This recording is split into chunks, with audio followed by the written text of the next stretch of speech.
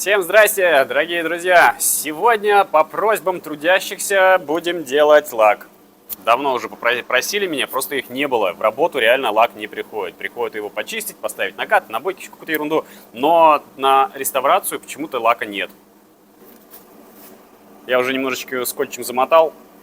Что-то я забыл, что нужно видео делать. Все как всегда. Ну да ладно. Вот такая вот. Сейчас как бы так камера-то показала вам. Вот такая вот у нас здесь ситуация.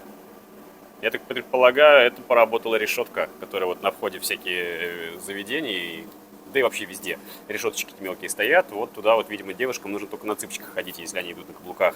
Но с другой стороны, если они так будут ходить, мы останемся без работы. Так что пусть ходят как хотят. А здесь нужно будет нам сделать, сперва это все подклеить, отшлифовать, покрасить, закрыть лаком. Что мы сейчас и начнем.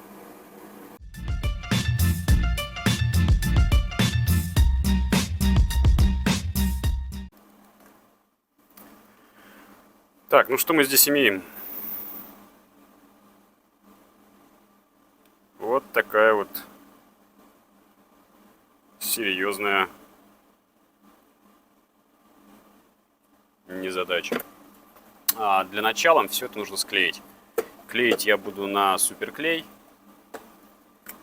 поскольку лаковую обтяжку, а точнее даже лаковую реставрацию, допускается клеить на суперклей. Потому что нейрит, он будет немножечко такой хлипкий. Не то чтобы хлипкий, он просто будет гулять. А нам здесь нужна жесткость. То есть, если гладкая кожа, обычная, тонкая, ее можно как раз-таки желательно клеить на нейрит или там на хаут и так далее, то здесь желательно это клеить как раз на супер.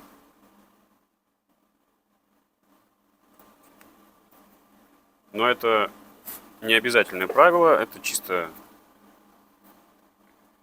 мне так нравится делать.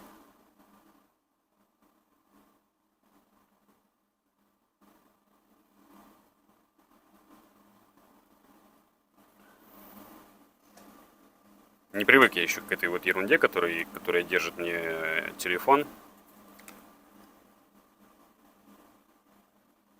Но так зато хотя бы видно лучше.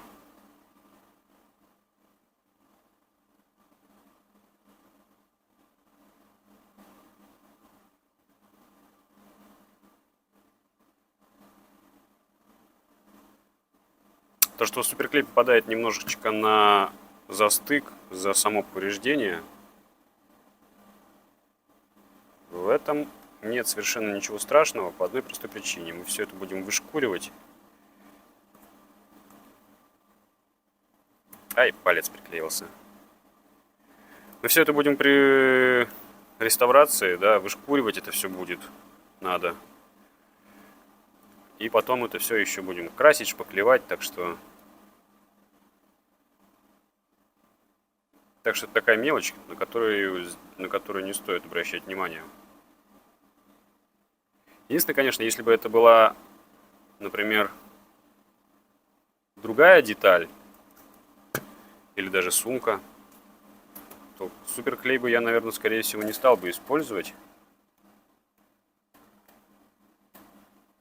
Клеил бы на нейрит или дисмокол. Хотя тут тоже каждый раз, как в первый раз, не всегда знаешь, что нужно сделать.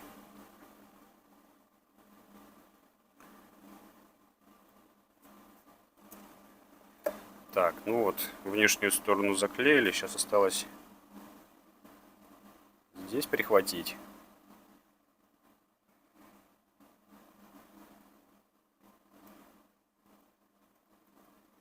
И можно будет начинать шкурить.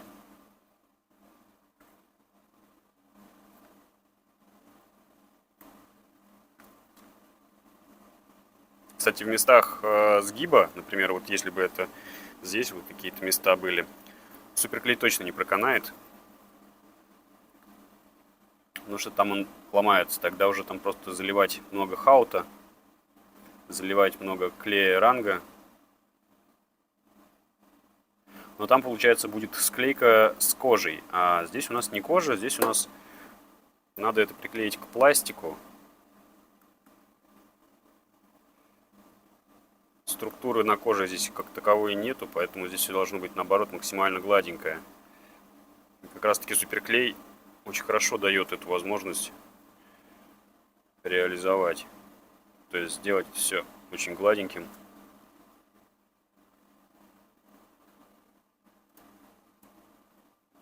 Если только, блин, пальцы теперь будут... Да.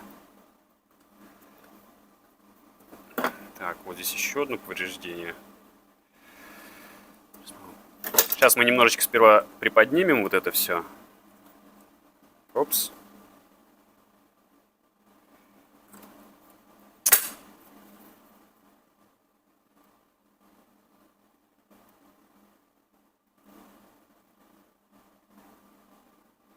Так.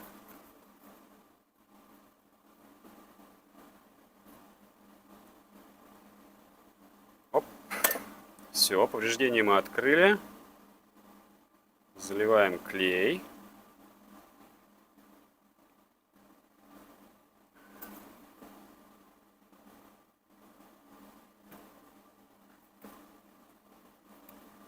Я вот посмотрел, я, блин, оказывается, столько оборудования уже купил для видеосъемки, а все что-то не хватает.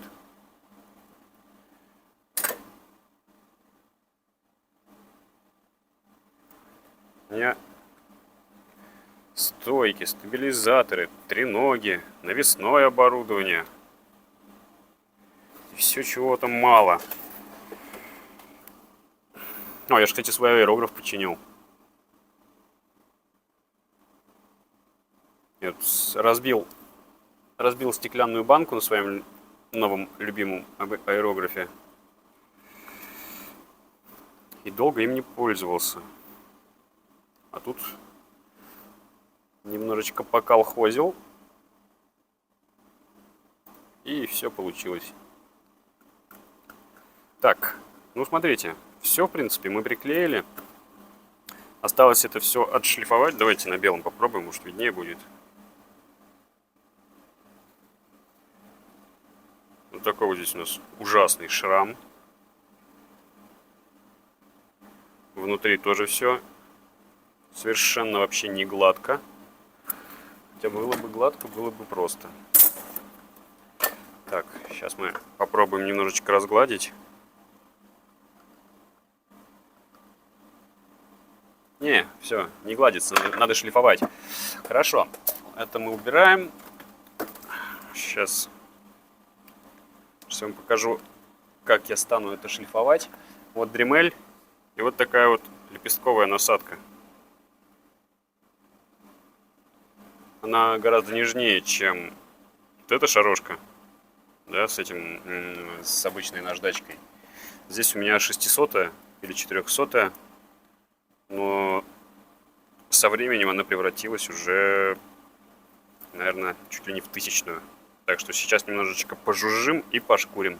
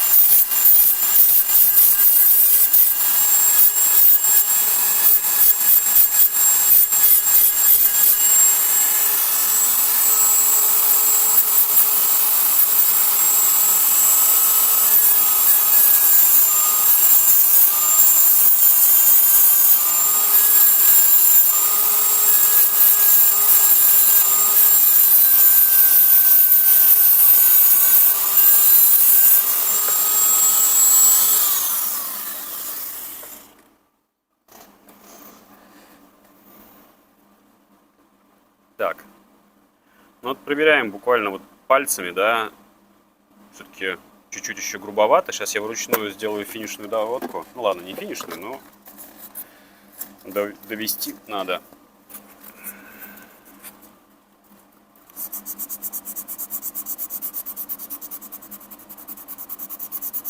Так, ну чтобы вам экран-то не трясти, я сейчас немножечко пошлифую. Это у меня 600-я наждачка, как обычно.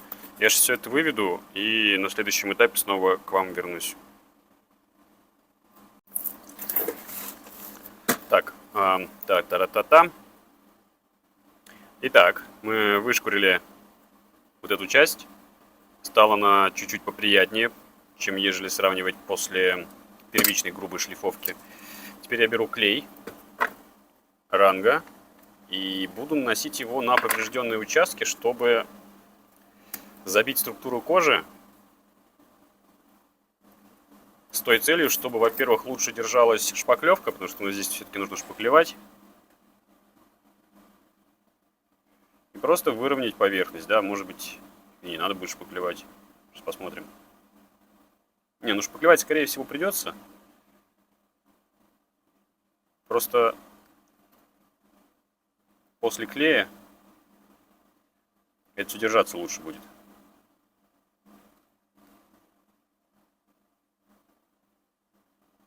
Кажется, все высохнет. Излишки удалим.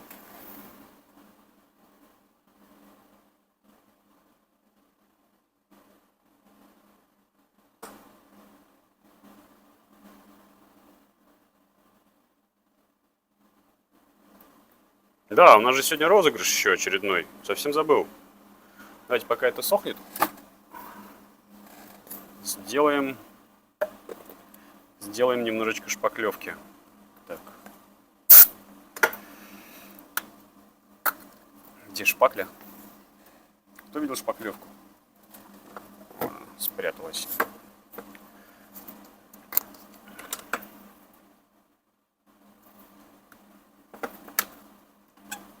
Я, кстати, почти все делаю на столе. И особо сильно за это не переживаю. У меня на столе, потому что валяется кафельная плитка, на которой все составы, когда застывают, они просто потом очень легко оттуда убираются. Поэтому на ней очень легко получается работать. В смысле, удобно.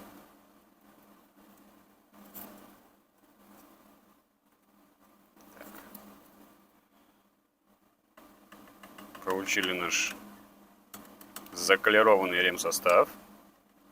Так мне понравилось колеровать шпаклевку. Я почему-то раньше, не знаю почему, я раньше не шпаклевал ее.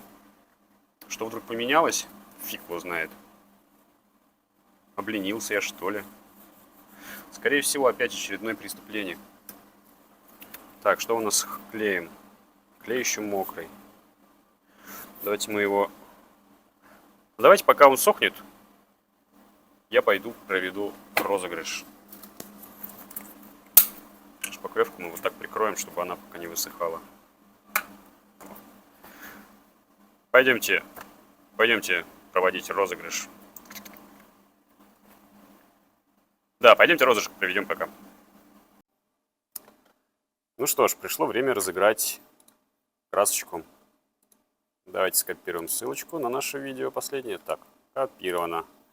Открываем наш любимый сайт дважды отец Дмитрий. Делаем вставочку. Опа-на! Реставрация каблука, установка набоек, розыгрыш краски вара. Загрузить данные. 67 комментариев и 18 ответов. Ну что ж, желаем всем удачи. Выбрать случайный комментарий. Виталий Метелик, благодарю за видео. Мы тоже вас благодарим за просмотр. Свяжитесь с нашим менеджером и получите свой приз. Ну что, розыгрыш прошел. Виталий, я вас поздравляю. Свяжитесь с менеджером. Наверное, сейчас там будет менеджер у нас Алена. Так что звоните ей. Наверное, по телефону, по которому вы связывались с Павлом. А сейчас мы продолжим нашу лаковую реставрацию. Сейчас я возьму эфирный очиститель. Размою немножечко излишки. То, что было бугорками у нас, по идее, должно сейчас все разгладиться, стать поровнее, и останется только то, что у нас находится внутри повреждения.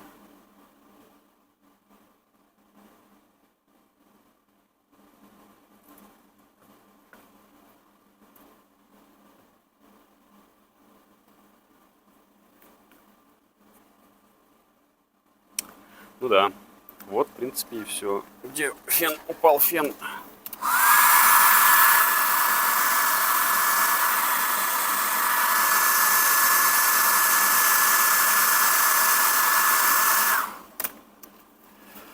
А теперь мы начнем процесс шпаклевания.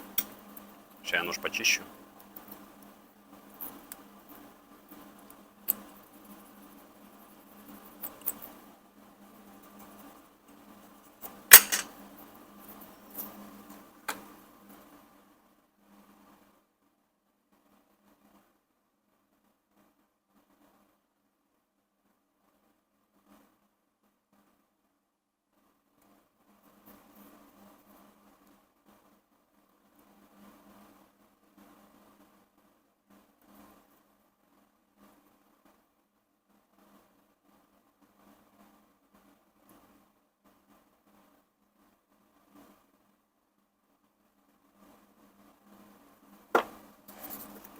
Что-то надоело мне ножом.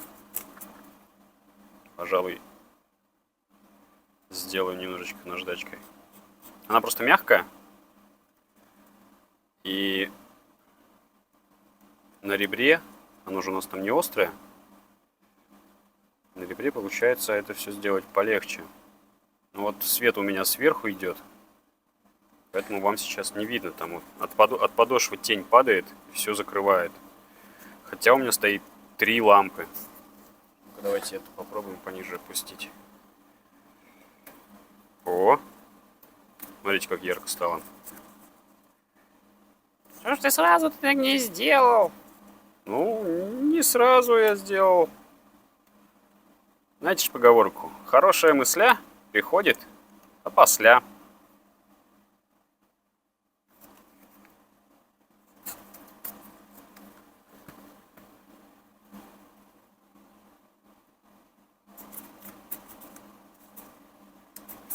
Так. Ох, как мне так это сейчас нужно.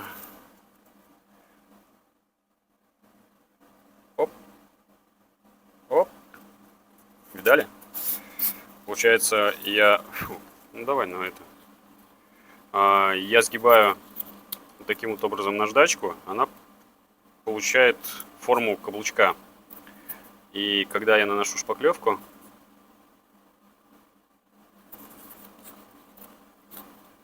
она у меня размазывается по каблуку уже по форме.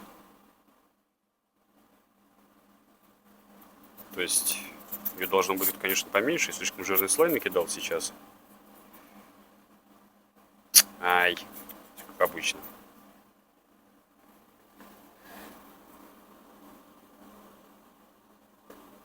В общем, теперь осталось это сейчас подсушить. И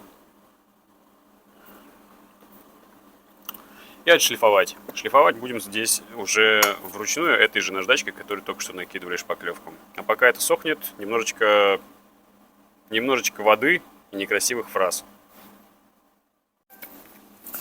Пока у меня сохнет слой шпаклевки, он такой жирненький, чтобы, наверное, с первого раза это все перекрыть, я решил наложить эту шпаклевочку потолще. Поэтому пока она сохнет она обычно у меня естественным путем, я сушу ее минут 15-20, и в конце концов я психую и начинаю фенить. Поэтому оставим так, как есть. Смотрите, немножечко информации для вас. Если вы вдруг еще не в курсе, то компания Ранга меняет всю краску вара, которую вы приобрели в период с 1 января 2002 года по июнь месяц 2002 года, да, потому что у нас были проблемы с поставками и были изменения рецептуры красок. И теперь, если вы заказывали когда-то и было у вас там, какие-то браки или еще что-то вам не понравилось, то вы можете звонить менеджеру и обо всем ему сообщить. менеджер вам все поменяет бесплатно, ничего не нужно вам возвращать, все пустые баночки можете, или там старые краски, можете их все выбрасывать, или делать с ними все что угодно, но с вас никто не будет требовать доказательства, потому что прямое доказательство – это счет, который был когда-то у вас создан. Еще немного информации – это то, что у нас мы осуществляем все-таки большую такую поддержку, да, не каждая контора, наверное, которая занимается такими, ну, химией, красками, реставрациями, да, не все обеспечивают поддержку, бесплатную консультацию. Вы можете звонить на мой номер телефона, который указан внизу в описании. Я постараюсь вам ответить в ближайшее время. Если я не отвечу, я вам перезвоню. Так что все консультации в режиме онлайн, либо в режиме переписки, звонки, видеозвонки, если они так удобны. Поэтому звоните, пишите, всегда с удовольствием и с радостью отвечу сразу, как только смогу. Также, поскольку мы вас поддерживаем и даем бесплатные консультации, если вы начинающий мастер или даже мастер с опытом, у нас на сайте есть бесплатные курсы по реставрации. Если вы об этом не в курсе, зайдите на сайт. Так, а где же у нас сайт-то? Ладно, я потом подумаю, напишу в описании ссылки, скорее всего, кину ссылку на курсы, чтобы вы могли проще их было найти. Хотя, если я не ошибаюсь, последний раз информация проходила такая, что если вы что-то у нас приобретаете, тогда вам курсы идут бонусом. Ссылка будет у нас, и обычно там прикрепляют, меня, наверное, за это накажут. Короче, надо выучить всю эту информацию. Я постараюсь потом, чтобы не зависать вот так вот. И еще у нас есть несколько магазинов, которые занимаются розничной торговлей. Один из магазинов находится в Екатеринбурге у Артура. Один магазин находится в Москве. Софьян и Сергей Левшунов представляют его там. Он также является нашим технологом, который проводит обучение в Москве. Третий магазин на Кавалерградской 20, магазин Софьяна тоже. Там тоже будут продавать краски, но они сейчас в наличии ничего нету. Они еще выдвигаются туда все, или выдвинулись уже краски. Но, в общем, если сейчас у нас 20 какой-то августа, в общем, к концу августа магазин должен быть полностью заполнен продукцией на реализацию. Так что, если вы в Петербурге или вам просто из Петербурга удобнее покупать, то приезжайте туда и там покупайте. Я вам с покупкой красок не помогу. То есть не надо пытаться ехать ко мне, покупать у меня. У меня нет ничего в продажу. Я так же, как и вы, закупаю всю химию себе в работу и ею работаю. Я так же, как и вы, жду какой-то определенный промежуток времени, пока доставка из Ижевска дойдет до Петербурга. В среднем до Петербурга она идет 7 дней.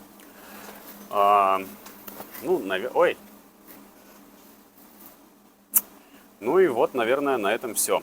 Так что знайте, что все краски, которые у вас были испорчены, вам бесплатно обменяют. Самое главное забыл.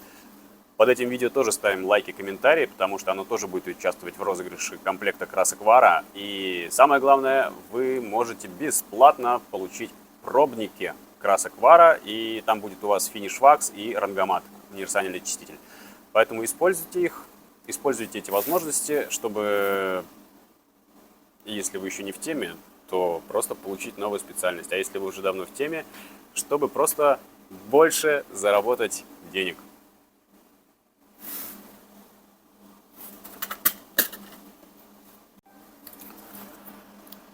Ну что ж, возвращаемся к нашей реставрации. Сейчас я возьму 600-ю шкурку и все это подшкурю. Времени прошло минут 10, может 15. Слой хоть и жирненький, но уже сверху все это вышкуривается без особых проблем.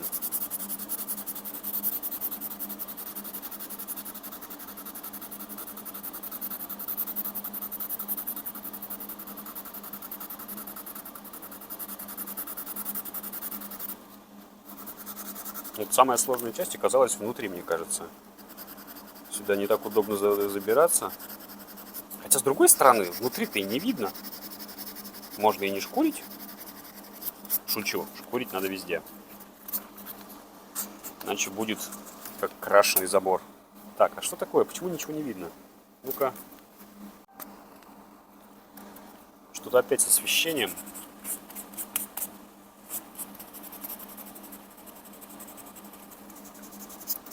Итак, я, наверное, когда дошкурю, я тогда к вам и вернусь, чтобы время просто не отнимать. Просто понятно, да?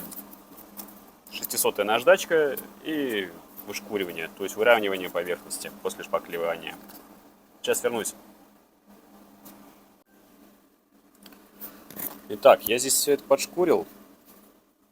Так-то оно тактильно и визуально все выглядит очень-очень гладко, красиво и ровно, но надо проверить, как будет оно примерно выглядеть после того, ну, когда мы нанесем на нее краску. И палец приклеился. Сейчас я попробую накидать проявочный слой. Да, нам нужно проявить дефект. То есть я сейчас просто возьму палец и посмотрю, как примерно будет выглядеть наша покраска.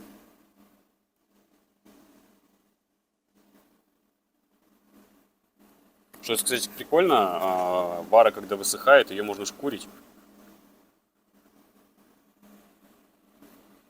И мне кажется, это очень удобно иногда бывает. Налипает всякая ерунда непонятная. А когда ты красишь лак, всякая ерунда непонятно налетает всегда.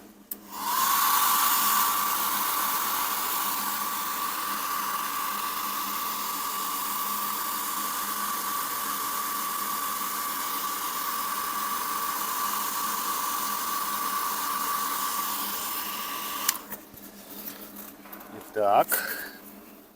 Камера, ничего ты не показываешь. Хорошо, камера не показывает, но я вам расскажу. Я вам скажу, что здесь. Вот в этом месте у меня есть маленькая точка. С этой стороны все хорошо. С внутренней стороны тоже есть, вот на самом верху, где-то вот здесь, вот, ближе к середине каблука, где было начало разрыва задира. Здесь тоже небольшая ямочка. Сейчас я это подшкурю и чуть-чуть еще наложу сюда шпаклевки. То есть процесс еще раз повторю и снова сделаю проявочный этот выкрас. То есть пневматику заливать не надо, кисточку тоже не надо. Просто взяли, палец помазали. В принципе, этого достаточно. Просто слегка поверхностно узнать, годится вашего шпаклевания и вышкуривания или надо еще. Вот в моем случае нужно еще. Так что я пойду поработаю еще, а вы пока далеко не уходите. Итак, мы переместились в покрасочную, поскольку уже много времени я все это шлифую. Я почти час потратил только на шлифовку. Сейчас я беру эфирный очиститель для замши нутбука для того, чтобы обезжирить поверхность.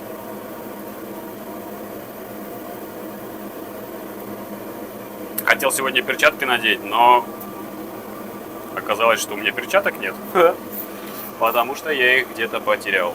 Точнее, не потерял, они закончились, а последняя пара, которую я заныкал на этот случай, она куда-то улетела. Так, сейчас мы возьмем адгезионный грунт и прольем слегка, чтобы увеличить адгезию вары с поверхностью лака. Хотя, с другой стороны, оно здесь зашкурено. Давайте так бахнем, посмотрим, что получится. И аэрограф я свой подчинил. Поставил вот эту баночку от другого. Пришлось, правда, вот эту крышку немножечко переработать. Но да, нам такие мелочи не доставляют никаких проблем.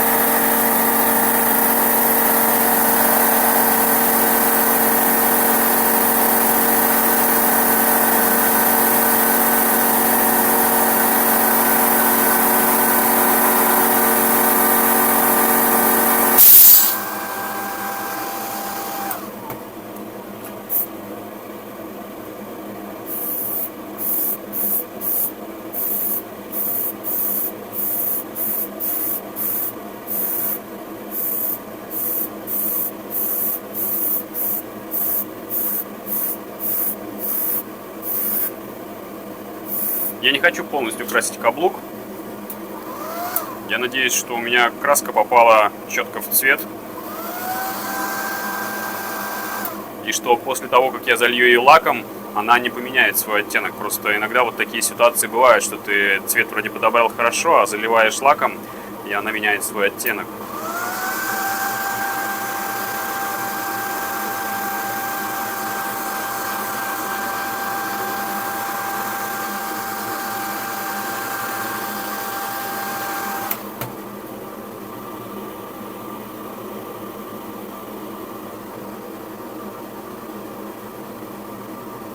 Ну вот так-то вроде как ничего и не видно. Видно только, что блеска не хватает, да? Вот здесь блеск есть, а здесь блеска нету.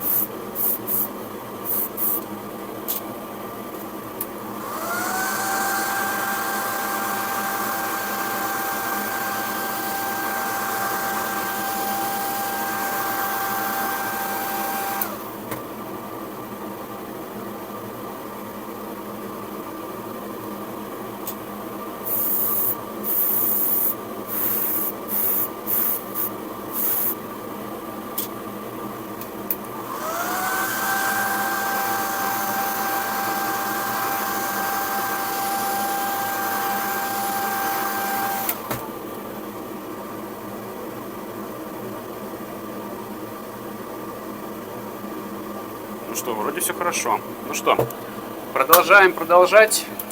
Берем лак глянец. Что-то у меня краскопульт опять не такой, как должен быть. Сполосну на всякий случай.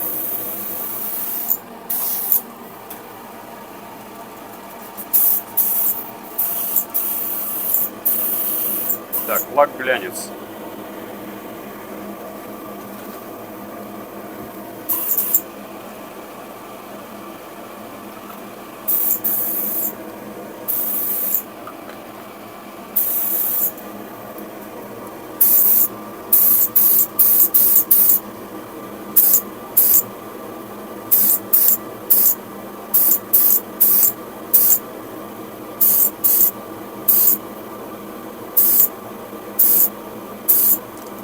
Что-то слишком большая подача материала. О, поменьше стало. Отлично. Ну вот, я опять уронил аэрограф. Блин. Хоть не разбил в этот раз. Вот за что мне не нравятся аэрографы. Если они падают, они очень быстро ломаются.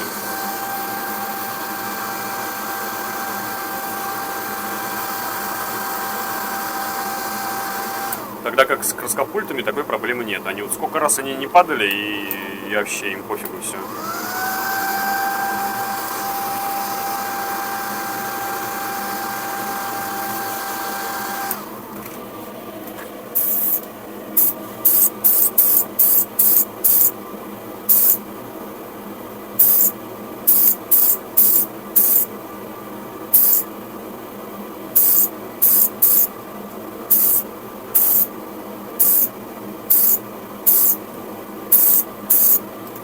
Так, немножечко покрутим, да, чтобы у нас лак растекся и в одном месте не собирался. Ну, можно еще немного теплого воздуха ему задать.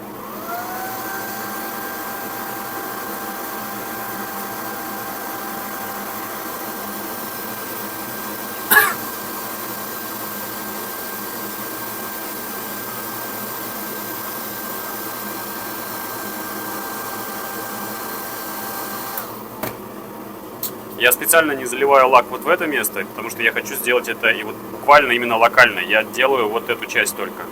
Не видно ничего. Я стараюсь сделать только эту часть.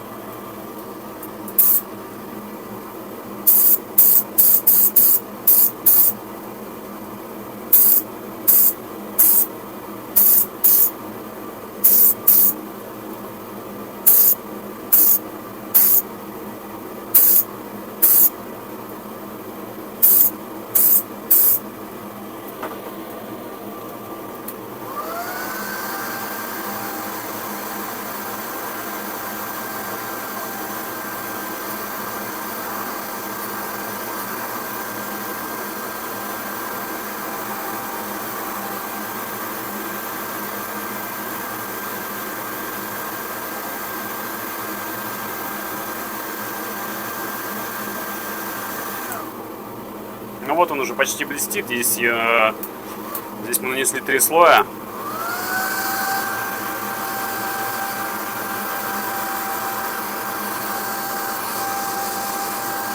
Сейчас, наверное, нужно будет сделать последние шаги. Это нанести, обработать это все спиртом. Так что мне сейчас нужно 2 минутки. Я приготовлю инструмент и начнем обрабатывать спиртом. Да, кстати, на сегодняшний день это моя первая лаковая реставрация с тех пор, как появились новые лаки и новые краски.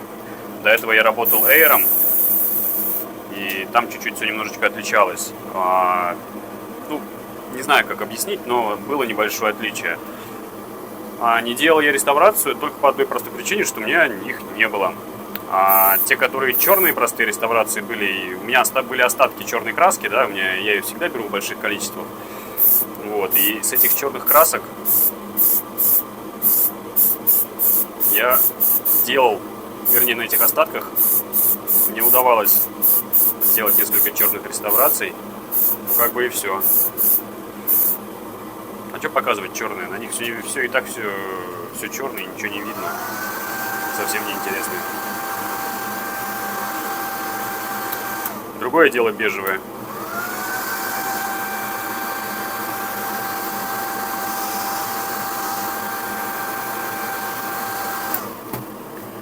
Да, почему-то не хватает блеска. Сейчас надо, наверное, еще пожирнее, что ли.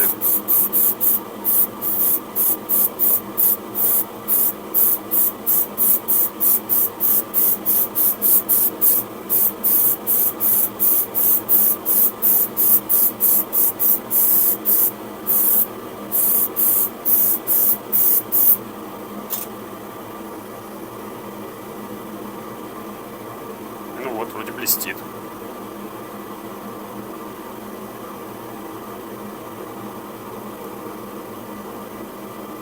Да, здесь, где у нас новый лак блестит, а здесь, где заводской лак, не блестит. Что за дела?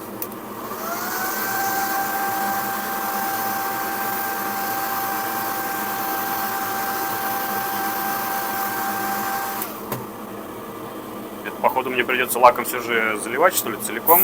Я это не хочу.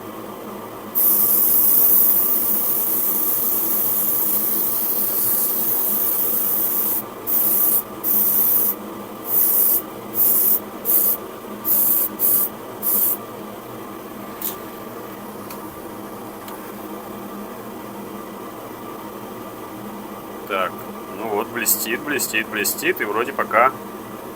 Нет, опять матуется.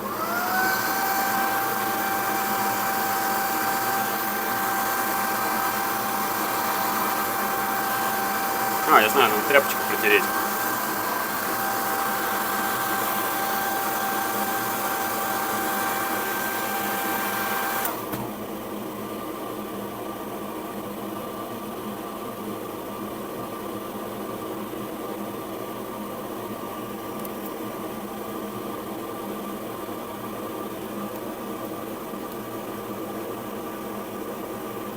О, заблестело.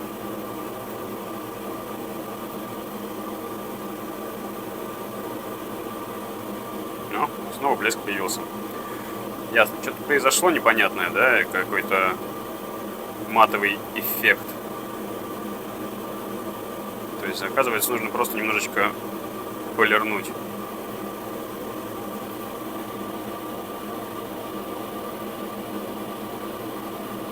Ничего не видно. В общем, ну ладно, я пока ничего не понимаю. Похоже, все же придется каблучок полностью лаком сбрызнуть.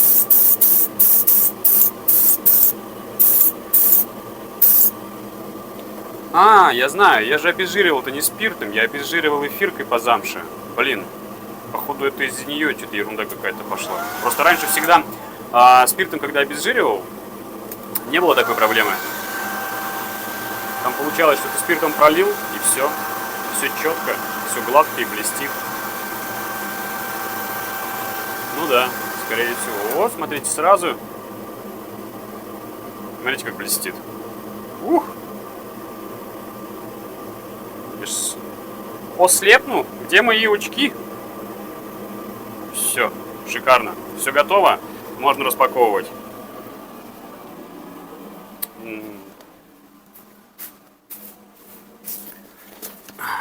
Или повременить немножечко. Сейчас вот, скорее всего, что-нибудь да случится. Ну, давайте посмотрим, как оно распаковывается.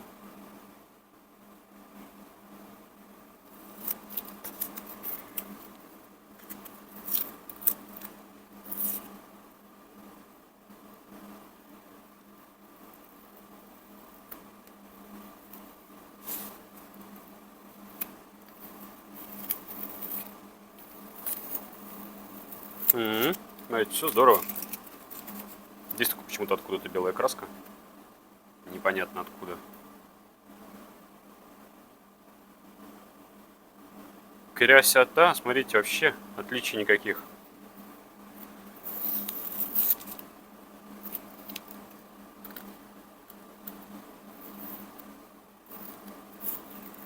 Так. Распакуем.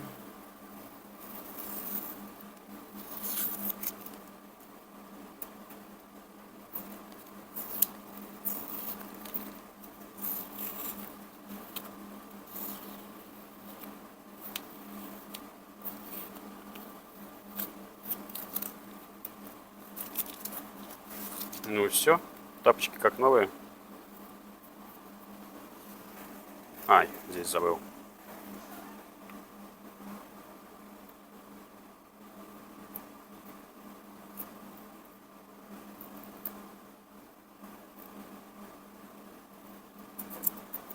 О, смотрите-ка. Шик, блеск.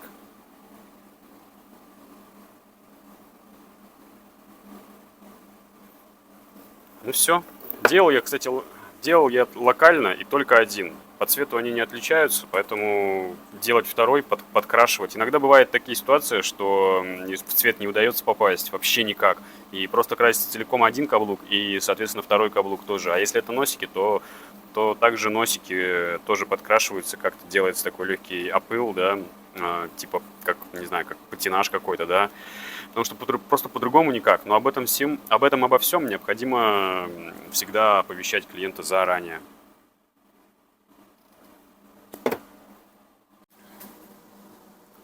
Ну, вот и все. Сегодня сделали довольно-таки мощную реставрацию. Тут не хватало большого куска лаковой кожи. Ну, в смысле, он был, но его ободрали. На работу было потрачено почти 3 часа, за что я ненавижу лаковую обувь. Очень много времени она сжирает, но иногда можно на ней хорошо заработать. То есть, как говорил Артур, да, наверное, где-то можно заработать, а где-то нужно поработать. Или типа того. Где-то можно поработать, а где-то можно заработать. Вот здесь на лаковой обуви приходится, конечно, поработать. Поэтому за лаковой реставрацией обычно идет двойная стоимость от обычной реставрации. То есть, если обычная реставрация стоит где-то 2503, такое вот здоровое повреждение, да, тут, если бы это была гладкая кожа, это бы стоило где-то в районе 3000 рублей. Соответственно, лаковая умножается на 2, стоит 6000 рублей. Вот такое вот одно повреждение. Это были туфли Сен-Лоран. Что я могу сказать? В завершение нашего выпуска могу сказать следующее. Спасибо за просмотр, ставьте лайки. Не забывайте, что мы продолжаем разыгрывать комплект 15 цветов красок Вара. Они сейчас у нас получаются, наверное, на пике популярности. Они универсальные, подходят практически для всего. Даже иногда можно чуть-чуть подкрашивать замшевую ткань. То есть нужно пробовать, пытаться как-то выдумывать новые рецептуры. Если вы сами придумали какие-то рецептуры, делитесь с нами, и таким образом мы сможем поделиться со всеми вокруг. И если будет годная рецептура, назовем ее вашим именем. Например, рецепт Паши Трефилова. Да, ну, в общем, вы поняли, да? Все получается, если стараться. Стараться, еще раз стараться. Не всегда это будет лаковая обувь. У меня был рекорд, я переделал 13 раз. Да, эту я сделал с первого раза, но потратил 3 часа. Там же я переделывал 13 раз в течение одного дня. Я был зол, я вымотался, но я победил тот заказ. Проблемы были такие детские, можно сказать, да, то у меня лак потек, то у меня я поставил, то я дотронулся до этого лака в процессе работы, пальцы оставались, то прилетела какая-то пылинка, начал ее вышкуривать, и она улетела вместе с покрытием, то есть это были, ну, это где-то начальные этапы лаковых реставраций, они вот сжирали примерно вот такое вот количество времени и переделок. 8-10 переделок, это было, конечно, очень много, то есть стандартное количество переделок для меня на тот момент было 5 раз. Рекорд 13, но вот от 5 до 13 раз. Раньше, ну, с первого раза я не делал ни одну реставрацию, даже черную. А вот сейчас все чаще и чаще я сталкиваюсь с тем, что реставрацию я успеваю лаковую сделать. Пусть долго, но с первого раза, максимум со второго раза. То есть опыт. Просто чуть-чуть, видимо, наработал я уже опыта. Возможно, еще играет роль инструмент, рабочее место. Потому что сейчас у меня рабочее место новое, вытяжка нормальная, и в покрасочной нет такого количества пыли. А там, где я поставил свой рекорд, там у меня покрасочная зона была прям вплотную, стояла с финишером. То есть я красил, в этот момент мастер мог стоять, обтачивать набойки, кожаные подошвы или там просто резину, да, и все это говно летело прям ко мне иногда на лак. И нам приходилось иногда ждать. Я тут не крашу, он тут не обтачивает. Так что делайте покрасочную зону немножечко отдельно от всего остального помещения, ставьте хорошую вытяжку, и, возможно, у вас будет меньше пыли и меньше переделок. На этом я хочу сказать спасибо, что вы посмотрели это видео. Поставьте лайк, напишите комментарий, принимайте участие в нашем розыгрыше красок, который мы подведем где-то примерно через неделю. Спасибо, с вами был Ратмир, всего хорошего, до свидания.